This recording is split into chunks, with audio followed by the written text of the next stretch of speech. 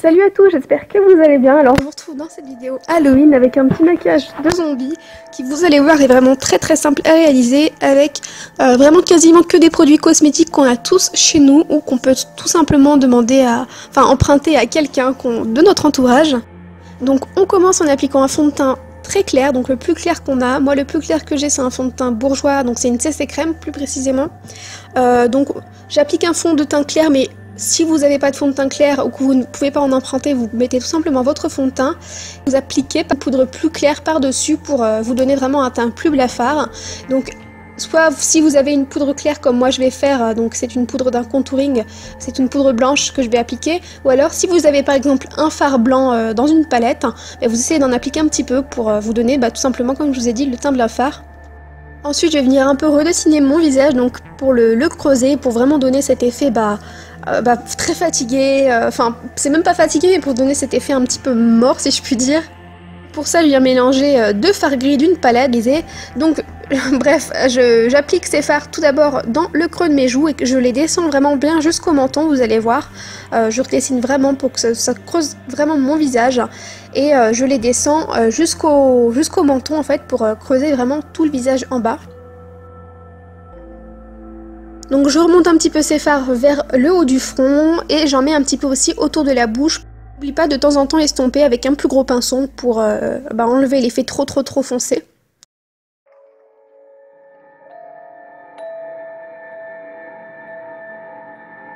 Je redessine en même temps un petit peu le cou, donc tout simplement encore une fois pour que ça soit plus naturel partout, on va dire. Enfin naturel, c'est pas le bon mot, mais vous voyez ce que je veux dire.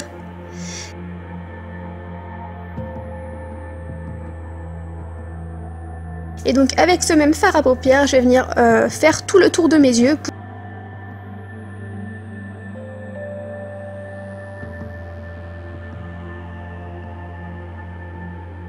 Je redessine également un petit peu mon nez, je redessine un petit peu toutes les zones de mon visage avec les fards gris foncés. Et j'estompe encore une fois avec un plus gros pinceau pour enlever l'effet trop foncé.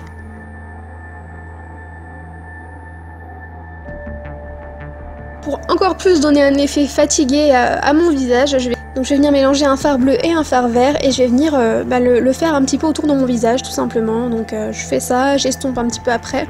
Et juste en dessous de mes yeux, je vais venir déposer un fard rouge pour... ça va vraiment donner un effet fatigué et je le remonte un petit peu au-dessus.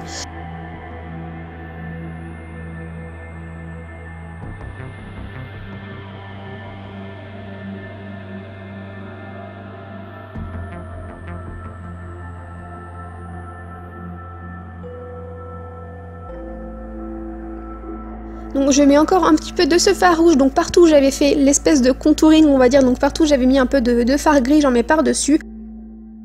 Je mets un petit peu autour de ma bouche, pardon, parce que ce mélange là ça fait du violet en fait et c'est ce qu'il faut pour donner vraiment le teint que je recherche à avoir.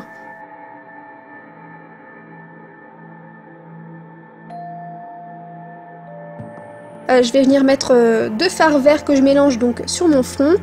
J'estompe un petit peu pour un effet plus naturel et par-dessus je viens remettre du fard rouge. Vous voyez que ça fait comme si j'avais en fait... ça ressemble entre un moisi et un bleu on va dire.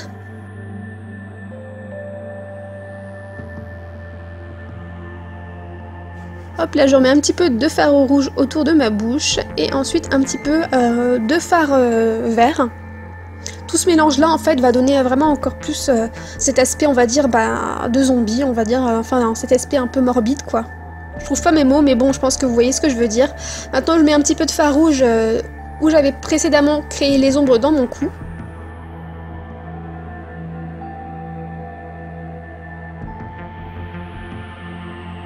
Et donc on est arrivé là et vous voyez que le maquillage est presque terminé, c'est vraiment super simple. Et donc du coup je prends un rouge à lèvres rouge et j'en mets un petit peu autour de ma bouche pour créer cette illusion de sang on va dire. Donc je commence par appliquer le rouge à lèvres rouge comme je fais là, donc moi c'est un jumbo qui vient de chez NYX, que j'applique entre mes lèvres pour l'aspect un peu mort, comme si j'avais mordu quelqu'un. Et l'idéal, si vous en avez, c'est de prendre un rouge à lèvres liquide rouge parce que ça va vraiment donner l'aspect de sang, tout simplement. Donc moi j'applique le mien tout d'abord par-dessus le rouge à lèvres, donc au centre de mes lèvres, et je le redescends comme si en fait j'avais mangé quelqu'un et que j'avais du sang qui coulait. Donc j'en mets de chaque côté de mes lèvres, mais d'un côté je le descends plus. faut un peu le faire comme vous le sentez, voilà, c'est propre à vous. Mais vraiment le rouge à lèvres liquide c'est l'idéal. Donc j'en mets en descendant aussi sur mon cou.